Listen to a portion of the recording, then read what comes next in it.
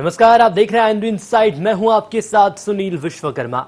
दिया तले अंधेरा, ये मुहावरा उज्जैन के बड़नगर में सही साबित हो रहा है। वैसे तो बड़नगर की नगर पालिका को स्वच्छता सर्वेक्षण में पुरस्कृत किया गया, लेकिन शहर की हकीकत कुछ और ही है। शहर के चारों तरफ गंदगी और अव्यवस्थाओं का अंबार लगा है। मुख्य सड़क हो, गली हो या मोहल्ला, यहाँ आवारा मवेशियों का जमावड़ा लगा रहता है। बात हजारीबाग बस स्टैंड की करें तो करीब 6 करोड़ की लागत से बना बस स्टैंड बदहाली के आंसू बहा रहा है। जनता की मेहनत की कमाई से बने इस बस स्टैंड की अव्यवस्थाओं की ओर जनप्रतिनिधि और अधिकारी ध्यान नहीं दे रहे हैं। ऐसे में स्वच्छता सर्वेक्षण का पुरस्कार भी सवालों के घेरे में है।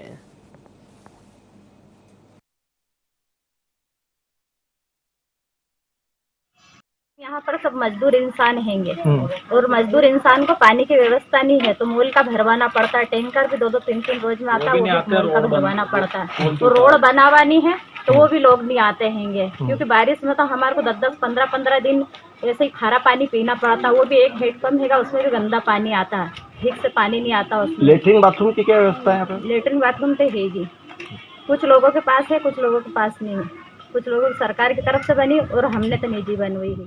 वार्ड नंबर 13 में ये समस्या भाई साहब कि एक तो मौसमी जो ये अपने गाय ढोर जो हैं बहुत घूम रहे, गंदी वाला भी हो रही है, बच्चे का भी डर है, कभी मार कर देंगे इसका भी डर है। और दूसरी सफाई के लिए बहुत यहाँ पे बहुत तकलीफ होती है। आप सामने देखिए, इधर पीछे देखिए, ना सफाई होती है। बुलवाते हैं, हाँ आजकल पहुँचाना और आता है तो कोई ढीला ढाला इंसान आता तो उससे सफाई नहीं होती है। कि लोग जो हमारा घर घर कचरा संग्रहण वाहन है उसका उपयोग नहीं करते हैं। अगर उपयोग करेंगे तो उतनी दिक्कत नहीं आएगी। बिल्कुल आवारा मवेशियों को पकड़ने की हमारी कार्रवाई जारी है। अभी भी हमने पकड़ के और पास जांदला और एक और कोई गांव है, वहाँ की गौशाला में हमने उनको भेजा है। सर, जो गंदी नालियां हैं उन्हें साफ नहीं किया जा रहा है और वहाँ कचरा साफ देखा जा सकता है, गंदी नालियां जाम हो रही। नहीं, कर्मचारी सफाई कर रहे हैं। कल भी उन्होंने ये बस स्टैंड वाली मेन रोड पर पूरी सफाई की।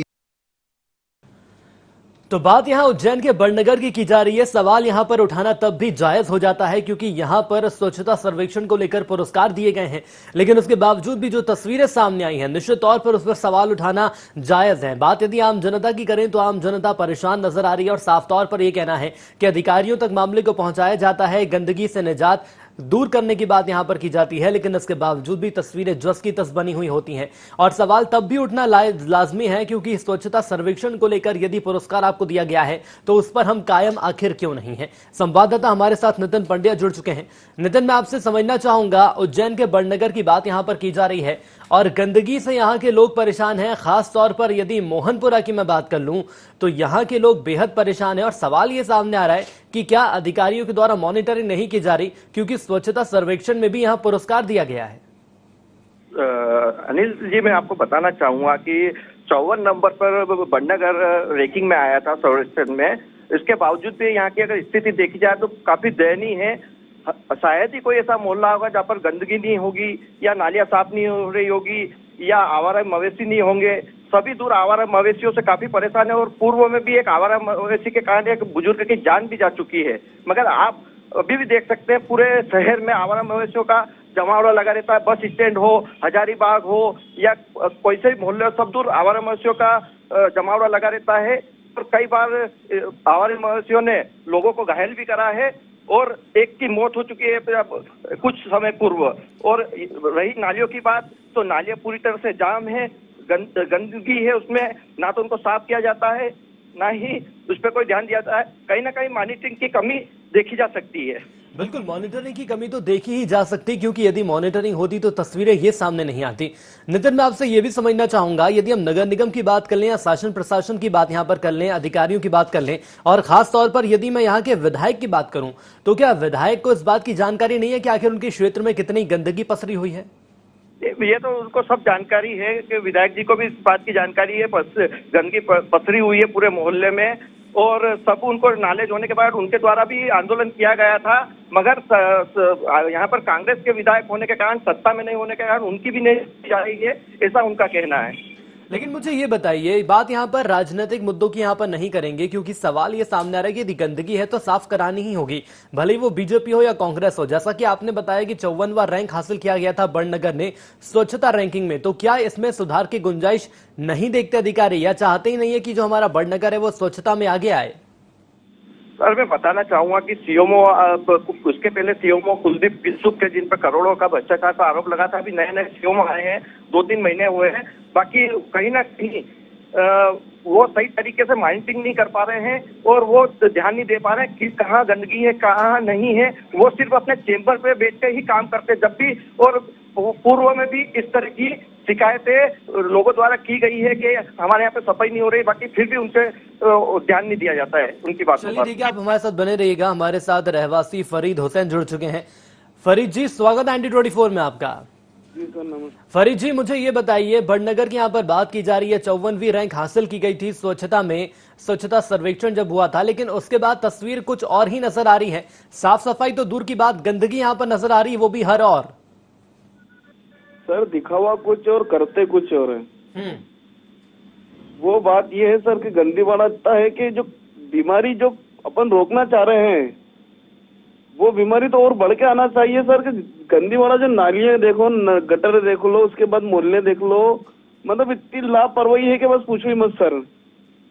लेकिन फरीद जी, मुझे ये बताइए, इतनी लापरवाही बरती जा रही है तो क्या नगर पालिका के अधिकारियों की बात कर लूं, नगर निगम के अधिकारियों की बात कर लूं, या विधायक महोदय खुद की बात कर लूं, तो क्या कभी वो इस क्षेत्र में भ्रमण के लिए नहीं आते हैं? देखते नहीं है कि आखिर वस्तु स्थिति क्या है? विधायक महोदय तो आते हैं, विधायक महोदय इतनी छोटी चीजों पे थोड़ी, मतलब विधायक महोदय उनके काम करते हैं उनके क्षेत्र में। ये कुछ नगर पालिका की लापरवाही है इसमें साहब। चलिए, नगर पालिका की लापरवाही है, तो क्या आप एक रहवासी यहाँ पर, क्या आप लोग कभी जाते हैं यहाँ पर नगर पालिका के ऑफिस, या कभी इनसे मिलने की कोशिश आपके द्वारा की जाती है? मैं तो कॉल से बात कर लेता हूँ, मेरे कने कॉल से बात करता हूँ तो कहा आज पहुंचा रहे, कल पहुंचा रहे हैं, आज पहुंचा रहे कल, उसी बात को गौर तवज्जो नहीं देते सर ये। और जो पुरस्कार मिला है, क्या मान लिया जाए कि जब पुरस्कार देने का वक्त आता है उस वक्त साफ सफाई की जाती है? बिल्कुल सर। और उसके बाद साफ सफाई नहीं की जाती? पुरस्कार वाले चले गए जो पुरस्कार लाए थे। चलिए ठीक है, मुझे आप ये बताइए, यदि मैं यहाँ की बात कर लूँ तो एक जानकारी हमारे पास और भी है कि यहाँ पर एक बस स्टैंड है जो कि काफी बदहाल हो चुका है। तकरीबन 6 करोड़ या 7 करोड़ की लागत से इस बस स्टैंड का निर्माण किया गया था। हजारीबाग बस स्टैंड की मैं बात कर रहा हूँ। वो सर बस स्टैंड बना था पुरुषों, मतलब ये जनता के लिए। वो जो बस स्टैंड बना था जनता के लिए, वहाँ अब बैठते हैं जानवर, ढोर वगैरह के लिए बन चुका है वो सर। तो कुल मिलाकर ये साफ है कि मॉनिटरिंग यहाँ पर नहीं की जाती। और इसके अलावा मैं आपसे ये भी समझना चाहूंगा, जो गंदगी फैल रही है इससे बीमारियां भी पनपेंगी, तो उसका जिम्मेदार आखिर किसे माना जाए? नगर पालिका के अधिकारी तो कभी आपके क्षेत्र में आते नहीं है साफ सफाई के लिए? नगर पालिका को सर, नगर पालिका। चलिए ठीक है, हमारे साथ जुड़ने के लिए आपका धन्यवाद। नितिन लगातार हमारे साथ जुड़े हुए हैं। नितिन, सवाल यहाँ ये सामने आ रहा है कि बस स्टैंड बनाया गया है, बस स्टैंड पर अब जानवर बैठते हैं वहां पर, लेकिन वो बस स्टैंड तो बनाया गया था लोगों की सुविधा के लिए, बुनियादी सुविधाएं उन्हें मिल सके। चलिए, जानवर यहाँ पर बैठते भी हैं, तो क्या यहाँ पर मॉनिटरिंग नहीं की जाती? अधिकारी या कर्मचारी यहाँ पर नहीं आते? सुनील, मैं आपको बताना चाहूंगा 15 जुलाई 2018 को शिवराज सिंह चौहान द्वारा इसका उद्घाटन भी हो चुका है, मगर अभी तक चालू नहीं होना, ये क्या मालूम नगर पालिका की कमजोरी समझे या फिर जनप्रतिनिधियों की कमजोरी, अभी तक चालू क्यों नहीं हो पाए? सब यही सवाल पूछते रहते हैं नगर पालिका। वो बोलते हैं 4 दुकानों के कारण चालू नहीं हो रहा, तो 4 दुकान 2 साल में नहीं हट पाई। क्या कारण रहा? कहीं ना कहीं मॉनिटरिंग की कमी देखी जा सकती है। जब 2 साल बीत चुके हैं, 15 जुलाई 2018 को इसका उद्घाटन हो चुका था, तो उसको चालू क्यों नहीं किया गया?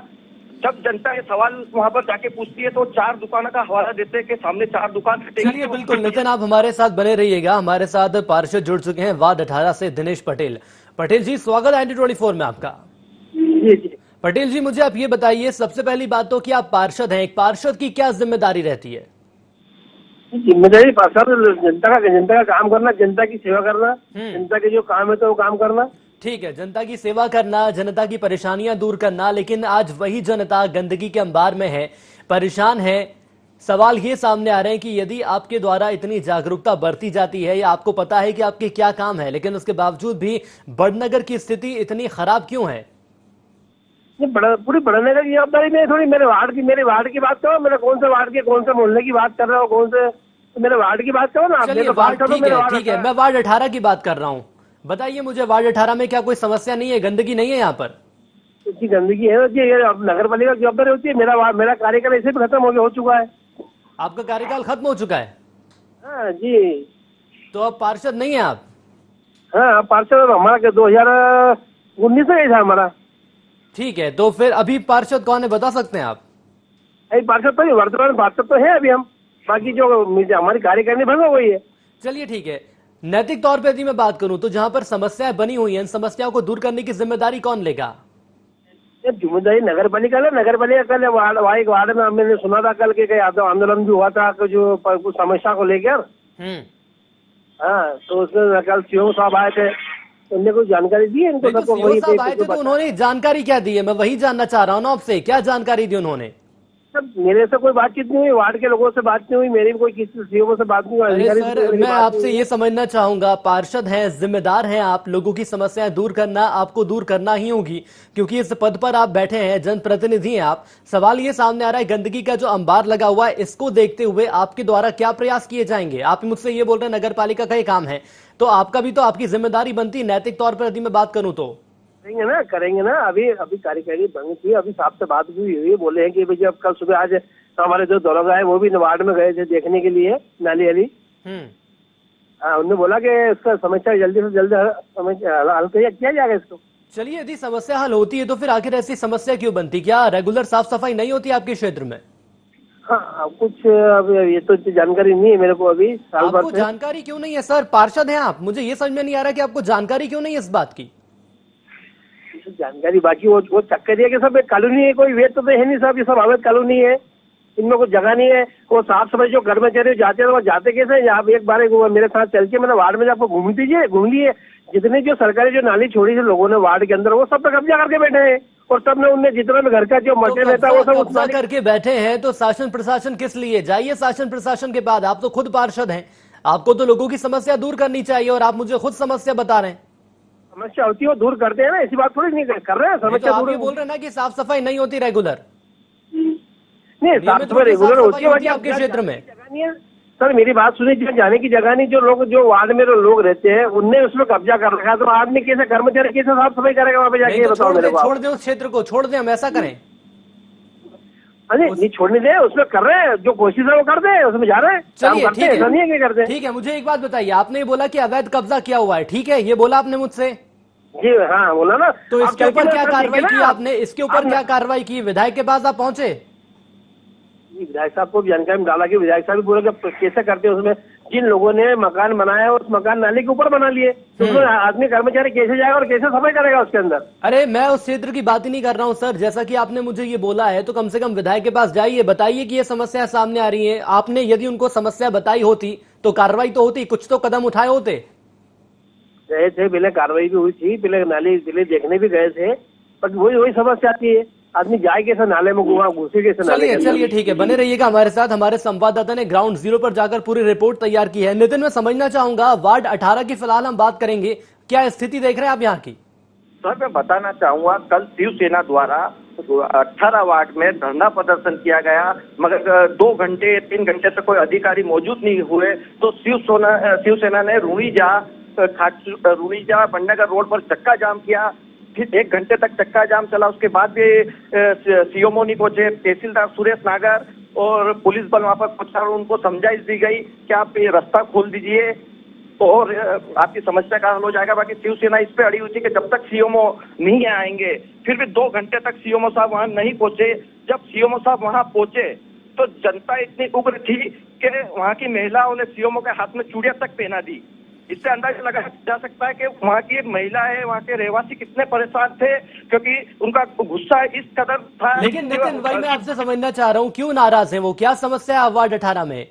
जो पार्षद हमारे साथ जुड़े हुए हैं, दिनेश पटेल, उनका तो ये कहना है कि यहाँ पर अवैध निर्माण किया गया है, जिसके चलते जो कर्मचारी है वो जा नहीं पाते साफ सफाई करने के लिए। दिनेश जी से ये पूछे, वहाँ पर स्ट्रीट लाइट लगी है? दिनेश जी से पूछिए, स्ट्रीट लाइट नहीं है वहाँ पर पानी की व्यवस्था नहीं है, जो मूलभूत सुविधा वो उनको नहीं मिल पा रही है। और वहाँ पर नगर पालिका द्वारा टैक्स भी लिया जाता है और वहीं नगर पालिका बोलती है कि ये अवैध कॉलोनी है। तो अवैध कॉलोनी पे टैक्स किस तरह से काट रहे चलिए हैं? बिल्कुल, अवैध कॉलोनी से टैक्स आखिर कैसे लिया जा रहा है? दिनेश जी, सुन लिया आपने, हमारे रिपोर्टर जो कि ग्राउंड जीरो पर जाकर उन्होंने रिपोर्ट तैयार की है। ना ही पानी मिल पा रहा है, ना यहाँ पर स्ट्रीट लाइट है। बताइए अब। नहीं, बात ये है कि उसका कार्य अभी कल आंदोलन हुआ, उसको आश्वासन भी दिया, उसका काम करेंगे। दो चार आज भी हमारा नगर पालिका के दौरा करने गए, उससे देख रेख करने के लिए सब गए हैं, देख रहे हैं उसकी क्या समस्या हो, उसकी कैसे समस्या होगी, उससे निराकरण करेंगे हम। चलिए ठीक है, बने रहिएगा हमारे साथ। मधु शोभावत हमारे साथ जुड़ी हैं, अध्यक्ष हैं नगर पालिका बड़नगर से। स्वागत आपका ND24 में। धन्यवाद। मधु जी, बात कर रहे हैं यहाँ पर उज्जैन के बड़नगर नगर की, जहां पर शहर में से पूरे ही शहर की यदि मैं बात करूं तो स्वच्छता सर्वेक्षण में पुरस्कार जरूर यहां पर दिया गया, 54वीं रैंक हासिल की गई थी, लेकिन अब यहां पर गंदगी का अंबार लगा हुआ है। चूंकि आप नगर पालिका अध्यक्ष हैं तो आपको इस मामले की जानकारी होगी। मैं वर्तमान में नहीं हूँ, पहले पूर्व हो चुकी हूँ मैं आजकल। कितना टाइम हो गया मैडम आपको? मेरा जनवरी में कार्यकाल समाप्त हो गया। जनवरी में समाप्त हो गया, लेकिन एक बात मुझे यहाँ पर बताइए, नैतिक आधार पर यदि मैं आपसे बात कर लूं तो ये स्थिति क्यों बन रही है? एक वक्त बड़नगर को जब स्वच्छता रैंकिंग में 54वीं रैंक हासिल थी, उसके बाद ये स्थिति बन गई, आखिर क्यों?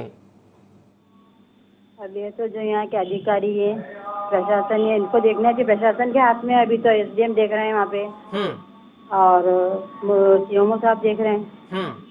मेरा वर्तमान में था, वैसे मैं भी फोन लगाती रहती हूँ, कई बार फोन लगा देती हूँ, कैसा हो रहा वैसा हो रहा, यहाँ की सफाई करवाओ। मेरी तरफ से मैं पूरा प्रयास करती रहती हूँ। तो मैडम, आपका ये कहने का मतलब है कि जब से आपका कार्यकाल समाप्त हुआ है उसके बाद ही बड़नगर की स्थिति बदल गई, ये कहना चाह रही हैं आप? बिल्कुल बिल्कुल। और इसके पहले स्थितियां बेहतर थी?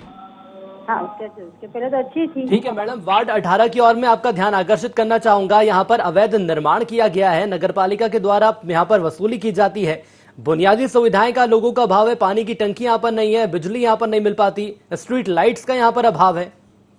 नहीं, ऐसी कोई बात नहीं है, लाइट तो पर्याप्त मात्रा में मिल रही सभी को। स्ट्रीट लाइट है यहाँ पर? स्ट्रीट लाइट वगैरह है यहाँ पे। और जो हमारे रिपोर्टर हैं और जो वहाँ के रहवासी हैं, वो जो हमसे बोल रहे हैं वो झूठ बोल रहे हैं क्या फिर? नहीं, तो मुझे मतलब जहाँ तक मेरा विचार है कि जहाँ यदि नहीं है तो वो CMO साहब को या प्रशासन को बताएं। वो नहीं तो चलिए उन तक भी हम पहुंचेंगे और हमारी कोशिश भी रहेगी कि CMO और प्रशासन के अधिकारियों से हम मुलाकात करें और सवाल भी उनसे किए जाएंगे, क्योंकि जिम्मेदार वो बैठे हुए हैं। अब मुझे आप ये बताइए, एक लंबा वक्त आपको यहाँ पर हुआ है, वार्ड 18 में अवैध निर्माण भी किया गया, आपको इसकी जानकारी है? अवैध निर्माण की जानकारी तो अभी वैसे मुझे तो नहीं है, ऐसा तो कोई वैसा आया नहीं है। लेकिन मैडम, जो हमारे साथ पार्षद जुड़े हुए उनका ये साफ तौर पर कहना है कि अवैध निर्माण, नालियों के ऊपर मकान बना लिए गए हैं और अब वहां पर गंदगी की समस्या सामने आ रही। तो पहली बात तो यह है कि अवैध निर्माण होना ही नहीं चाहिए था। नहीं होना चाहिए। तो कैसे हो गया मैडम?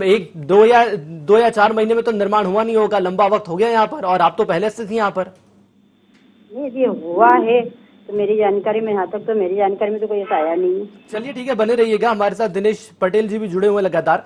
पटेल जी, मुझे ये बताइए, जो आप मुझसे कह रहे हैं कि यहाँ पर नालियों के ऊपर मकानों का निर्माण किया गया, कितना वक्त हो गया? मेरी बात सुनिए, ये हमारे कार्यकाल में मकान नहीं बने हैं। ये जो मकान बने हैं, अवैध रोड नाले बनी है, ये और मकान बने हैं, जो इसमें जो कब्जा हुआ है, ये हमारे कार्यकाल में नहीं हुआ है। कितना वक्त हो गया आप तो मुझे ये बताइए। मेरे को 5 साल हुए। और यहाँ पर जो निर्माण हुआ है, अवैध निर्माण, इसको कितना वक्त हो गया? ये उसके पहले हुआ है, उसके पहले हुआ है। ये उसके पहले हुआ है, लेकिन पिछले 5 साल में आप इनको हटा नहीं पाए, ना ही इनको हटाने के लिए आपने कोई प्रयास किया? नहीं, प्रयास कहा, नोटिस भी दिए इनको, 2-3 दिन बाद नोटिस भी दिए हमने, सबको नोटिस भी दिए हैं। नगर पालिका द्वारा पूरी कार्रवाई हुई है। ठीक है, मधु शोभावत जी अध्यक्ष है नगर पालिका की, पूर्व अध्यक्ष जो कह रही है अपने आप को, इनको तो आप जानते ही होंगे, और इनका ये कहना है कि आखिर इनको इस बात की जानकारी नहीं, आखिर कैसे? नहीं, जानकारी है इनको एक बार नॉलेज में डाला भी था मैडम का, और बीच में एक बार कार्य आंदोलन हुआ भी था, ये भी आए भी थे, और इनने भी उसकी नाली वहाँ जाके व्यवस्था देखी भी थी, वार्ड का उठा जाके नाली से, वो पानी पेयजल के चक्कर में, पेयजल की समस्या नहीं थी, पेयजल की समस्या के लाइन तो हम डाल चुके थे, बाकी क्योंकि रोड बनाए है उसका कारण यार नाली यहाँ की लाइन पूरी खोद के फेंक दी गई है। चलिए ठीक है, लेकिन मधु जी को इस बात की पूरी जानकारी है, ऐसा आपका मानना है। एक बार फिर मधु जी मैं आपके पास आना चाहूंगा। पार्षद पटेल जो है वो तो कुछ और ही कह रहे हैं मैडम, वो तो ये कह रहे हैं कि आपको जानकारी है इस मामले की। मधु जी, मैडम जवाब दीजिए, आपको इस पूरे मामले की जानकारी है, लेकिन उसके बावजूद भी आप टीवी स्क्रीन पर मध्य प्रदेश छत्तीसगढ़ की जनता ने आपको सुना है और आपका ये मानना है कि आपको इस मामले की जानकारी नहीं है। 5 साल आपको पूरे यहाँ पर हो गए हैं, लंबा वक्त आपने यहाँ पर बिता दिया है, लेकिन उसके बावजूद भी आपका ये मानना है कि आपको इस बात की जानकारी नहीं है। नगर पालिका की यहाँ पर पूर्व अध्यक्ष होने के नाते कम से कम आपको इतनी तो जानकारी होनी चाहिए कि आपके क्षेत्र में कितना अवैध निर्माण किया जा रहा है। और लग रहा है यहाँ पर फोन उनके द्वारा काट दिया गया है। नितिन के पास मैं एक बार फिर आना चाहूंगा। नितिन, क्या माना जाए यदि नगर पालिका अध्यक्ष की बात करें, जो कि अपने आप को पूर्व अध्यक्ष अब बता रही हैं, उनका साफ तौर पर कहना है कि मुझे इस मामले की जानकारी नहीं है, जबकि पार्षद का कुछ और कहना है, तो क्या ये कहा जाए कहीं ना कहीं जानते हुए भी अनजान बनने की कोशिश की जा रही है, जो काम उन्हें करने चाहिए थे वो काम नहीं किए जा रहे हैं? हाँ सही है, ये सही बात है। इनको सब जानकारी है, पार्षद जी को भी जानकारी है, अध्यक्ष को भी जानकारी है, क्योंकि वहाँ के रहवासियों ने कई बार इनसे शिकायत भी की है और बात कर रहे हैं वो नाले की, तो वहाँ नाला है ही नहीं। वहाँ पर नालियाँ तो बनी नहीं है, उस वार्ड में 18 में नालियाँ ही नहीं है। वो पूरे मैंने ग्राउंड रिपोर्ट जाके देखी है वहाँ पर। दिनेश पटेल झूठ बोल रहे हैं, फिर ये मान लिया जाए? हाँ बिल्कुल, वहाँ पे नालियों का निर्माण ही नहीं हुआ। वो जो है वो तो उनके घर के आगे इतना गंदगी पड़ी रहती है, तो वो नाले में तब्दील हो चुकी है और वहाँ के रहवासी काफी परेशान है और इसके लिए ही उन्हें आंदोलन करना पड़ा। लेकिन दिनेश पटेल तो ये कह रहे हैं कि यहाँ तो कोई समस्या ही सामने नहीं आ रही है लोगों की।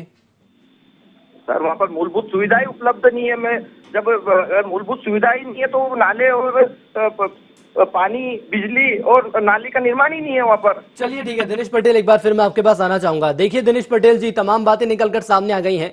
पूर्व अध्यक्ष ने भी मान लिया है कि यहाँ पर कहीं ना कहीं समस्या सामने आई है, और यदि मैं रिपोर्टर की बात करूं तो जमीनी स्तर पर जाकर उन्होंने भी पूरी रिपोर्ट की तैयारी की है और उनका साफ तौर पर यह कहना है कि लोगों की समस्याएं हैं। अब मैं आपसे समझना चाहूंगा, जो लोगों की समस्याएं, एक पार्षद होने के नाते कब तक दूर कर पाएंगे आप? नहीं, इसका तो समस्या जल्दी से जल्दी उसको समस्या हल कर देंगे हम। बाकी चक्कर ये है कि जब तक वो लोग यहाँ से इसका अवैध निर्माण नहीं हटाएंगे तो उस नाले की समस्या हल नहीं हो सकती है। अवैध निर्माण कहाँ पर किया गया है? कितने ऐसे लोग हैं जिन्होंने अवैध निर्माण किया है, बताइए? और नाम तो नहीं बता सकता हूँ मैं। आंकड़े बता सकते हैं, आंकड़े बता सकते हैं आप? चल के देखिए, आंकड़े बता सकते हैं आप? मैं वार्ड किसी का नाम नहीं ले सकता हूँ। आप मुझे आंकड़े बता सकते हैं कितने हैं? 10, 20, 50, 100 कितने आंकड़े बता सकते हैं आप मुझे? वो चल के देखना पड़ेगा, ऐसे आंकड़े नहीं बता सकता हूँ। तो जाके देखना पड़ेगा। पार्षद होने के नाते आपको इतनी भी जानकारी नहीं कि आपके क्षेत्र में आखिर कितना अवैध निर्माण किया गया है? वो सब आपको मौके पे चल के बताना पड़ेगा। नहीं, हमारे रिपोर्टर तो आपके साथ जाएंगे भी और कोशिश पूरी की जाएगी कि कितनी समस्याएं सामने आ रही है और कितने अवैध निर्माण किए गए हैं। मुझे ये बताइए, इसके अलावा क्या आप प्रयास कर सकते हैं इनके लिए? नहीं, बिल्कुल प्रयास करेंगे, जनता के लिए बिल्कुल तत्पर तैयार है। जनता के लिए तो सर आप तत्पर तैयार ही हैं, लेकिन आपको तो अपने क्षेत्र की जानकारी भी नहीं है कि आखिर वहां पर कितने अवैध निर्माण है और कितनी समस्या है। मुझे ये बताइए यदि हजारीबाग बस स्टैंड की मैं बात करूं, हमने वहाँ के रोड बनाए, स्ट्रीट लाइट की तैयारी चल रही है, खंबे गड़ गए हैं। स्ट्रीट लाइट की पहल चल रही है ना? स्ट्रीट लाइट लगी तो नहीं है? नहीं लगी, लग जाएगी। तो कब लगेगी वही तो मैं जानना चाह रहा हूँ। कितना वक्त लग जाएगा? पहल ही करते रहेंगे क्या? जल्दी लगा देंगे। कोई तारीख नहीं बता सकते? कोई तारीख नहीं बता सकते क्या? तारीख कैसे बता सकते? तारीख नहीं बता सकते सर? आप तो ऐसे बात कर रहे हैं, आप पार्षद होने के बावजूद भी। जी हमारी कार्य। चलिए, हमारे साथ संजय शर्मा जुड़ चुके हैं, जिला महामंत्री हैं भाजपा से। शर्मा जी, बहुत स्वागत है ND24 में आपका। जी भाई साहब, नमस्ते भाई। शर्मा जी, उज्जैन के बड़नगर की बात की जा रही है, यहाँ पर गंदगी का अंबार लगा है सर, और सवाल तब खड़े करना जायज होता है। 54वीं रैंक इस क्षेत्र ने हासिल करी है स्वच्छता रैंकिंग में। उसके बावजूद भी सर गंदगी का अंबार लगा हुआ है, बुनियादी सुविधाएं नहीं है लोगों के पास। चूंकि आप जिला महामंत्री हैं, आपको इस मामले की जानकारी होगी। जी भाई साहब, बताइए। जी भाई साहब, ऐसा है जैसा आप बता रहे हैं कि गंदगी का ढेर लगा है और बुनियादी सुविधा नहीं है। तो आज देश में हम सब भली बातें जानते हैं कितने समय तक कांग्रेस की सरकार रही। 15 साल से भारतीय जनता पार्टी सरकार थी। 15 साल में भाजपा ने पूरे स्ट्रक्चर को बहुत मजबूत किया है, और जब से स्वच्छता के विषय में माननीय मोदी जी ने सबसे आग्रह किया है तो उसमें पूरी ताकत से सब लोग लगे हैं। और लेकिन जब तक शासन प्रशासन का प्रश्न है, हम लोगों की भी स्वयं की भी जागरूकता उसमें होना चाहिए। ठीक है सर, ठीक है, मैं सर समझ गया कि यहाँ पर शासन प्रशासन की जागरूकता के साथ लोगों की जागरूकता भी होनी चाहिए। लेकिन सवाल तब ज्यादा खड़े होते हैं यदि अपने स्टैंडर्ड इतना सेट कर लिया है कि हम यहाँ तक प्रदर्शन करेंगे, हमारा परफॉर्मेंस यहाँ तक रहेगा, लेकिन उसके बावजूद तस्वीर बदल जाती, तो क्या आपको नहीं लगता कि कुछ गलत हो रहा है? नहीं, मेरा खाली आग्रह इतना, हम लोग सब खुद से रुचि से कुछ भी काम करेंगे ना तो उसका एक आनंद अलग होता है। नगर पालिका लगभग 6 कचरा वाहन डेली चला रही है, लेकिन इसके बावजूद भी हम कचरा वाहन में न डालते हुए अपने घरों की छतों से यदि फेंकेंगे तो जब सफाई होने के बाद हम डालेंगे तो वो तो संभव नहीं कि कचरे के लिए एक आदमी को वहाँ खड़ा रखेंगे। थोड़ा हम लोग एक कदम हम बढ़ाएं, शासन 10 कदम निश्चित रूप से बढ़ाएगी, इससे हम सब मजबूत होंगे। चलिए ठीक है, यदि आपका ये मानना है कि लोग छतों से खड़े होकर कचरा फेंक देते हैं तो फिर 54वीं रैंक भी हासिल नहीं होनी चाहिए थी स्वच्छता रैंकिंग में? नहीं, उसके लिए मैं सारा प्रशासन को इसलिए धन्यवाद देना चाहूंगा कि शहर के जो सारे प्रमुख मार्ग हैं, जो सारी कॉलोनियां हैं, वहां तक स्वच्छता का निश्चित रूप से प्रयास करते हैं कि वो बहुत अच्छे से हो। लेकिन हो सकता है कुछ स्थान उसमें छूट गए और क्योंकि एक छोटा शहर है और स्टाफ की भी मैं समझता हूँ उसमें कुछ कमी है, लेकिन फिर भी यदि कहीं कोई ऐसा शिकायत आती है तो हम लोग प्रयास करेंगे वहां तक। चलिए बिल्कुल, लेकिन सर सब बड़ी विडंबना है कि जब लोग सवाल खड़े करते हैं उसके बावजूद भी कोई कार्रवाई नहीं होती। बने रहिएगा हमारे साथ। कमल पटेल जुड़ चुके हैं, कांग्रेस जिला अध्यक्ष हैं आप। पटेल साहब, स्वागत है ND24 में आपका। पटेल जी, स्वागत है आपका ND24 में। और क्या मेरी आवाज आप तक पहुंच रही है? पटेल साहब, यदि मेरी आवाज आप तक पहुंच रही है तो मैं समझना चाहूंगा, आपके शहर में गंदगी का अंबार लगा हुआ है, लोग परेशान हैं। चलिए, लग रहा है पटेल साहब ने आवाज तो सुन ली है और सवाल भी सुन लिया, लेकिन इसके बावजूद भी शायद जवाब उनके पास नहीं है, इसलिए उनके द्वारा मुंह से आवाज उनसे नहीं निकल रही है कि आखिर मैं बोलूं तो बोलूं क्या। कोशिश की जाएगी संपर्क करने की, लेकिन हमारे साथ संजय शर्मा जी लगातार जुड़े हुए हैं। संजय जी, अब मुझे आप ये बताइए, अगर यहाँ पर बात कर ली जाए मवेशियों की, तो मवेशियां भी यहाँ पर घूमती रहती हैं और कोशिश तो प्रशासन की ये है कि उनके लिए एक व्यवस्था की जाए। जी भाई साहब, जैसे माननीय हमारे अनुभाग के अधिकारी महोदय ने एक अभी निर्देश जारी किया था कि जितने भी आवारा पशु घूम रहे हैं या तो वो उनको अपने घरों में रखें और उनके घरों में यदि नहीं रखेंगे तो उनको गौशाला में वहाँ भिजवा दिया जाएगा। इसके लिए प्रशासन ने कार्रवाई भी की है, काफी सारे मवेशी पकड़े भी हैं और नगर की जितनी भी गौशालाएं हैं, आसपास के क्षेत्रों की गौशाला, उसके लिए एक बैठक बना के कमेटी भी उन्होंने बनाई है और उन गौशालाओं में आवारा पशुओं तो सर क्या ये मान लिया जाए जल्द से जल्द यहाँ की तस्वीर बदलेगी? हाँ, निश्चित रूप से आप इस चीज को माने, इसके लिए हम सारे लोग प्रशासन से समन्वय चलिए, इसके लिए आप लोगों के द्वारा प्रयास किए जा रहे हैं और उम्मीद यही की जा रही है कि जो रैंकिंग आप लोगों ने हासिल करी, इस रैंकिंग को और बढ़ावा मिल सके। हमारे साथ जुड़ने के लिए आपको बहुत धन्यवाद। नितिन लगातार जुड़े रहे। नितिन, आपका भी बहुत धन्यवाद। तो उज्जैन का बड़नगर, जिससे 54वीं रैंक हासिल हुई थी स्वच्छता सर्वेक्षण में, लेकिन आज तस्वीर ऐसी है कि अब इस रैंकिंग की बात करें तो रैंकिंग तो दूर की बात है, एक लंबा आंकड़ा भी यहां पर सामने नहीं आ रहा है कि आखिर अगली बार जो रैंकिंग सामने आएगी उसमें बड़नगर कौन से स्थान पर रहेगा। सवाल यह सामने आ रहा है कि गंदगी का अंबार लगा हुआ है, इसके साथ साथ प्रशासन और शासन की अनदेखी तो है ही, लेकिन समाज के लोगों को भी आगे आना होगा और स्वच्छता रैंकिंग में यदि हमें सुधार करना है तो हमें आम जनता के साथ आगे आना होगा, लोगों की समस्याएं दूर करनी होगी। और यदि अधिकारी या प्रशासन के द्वारा कार्रवाई नहीं की जा रही है तो उसके चलते हमें समाज के साथ साथ आगे बढ़ते हुए लोगों की समस्या दूर करनी होगी और उस गंदगी को खुद ही साफ करना होगा, तब जाकर शासन प्रशासन में जो जिम्मेदार बैठे हुए हैं उनकी आंखें खुलेंगी। इसी के साथ IND इनसाइड में इतना ही। दीजिए इजाजत, नमस्कार।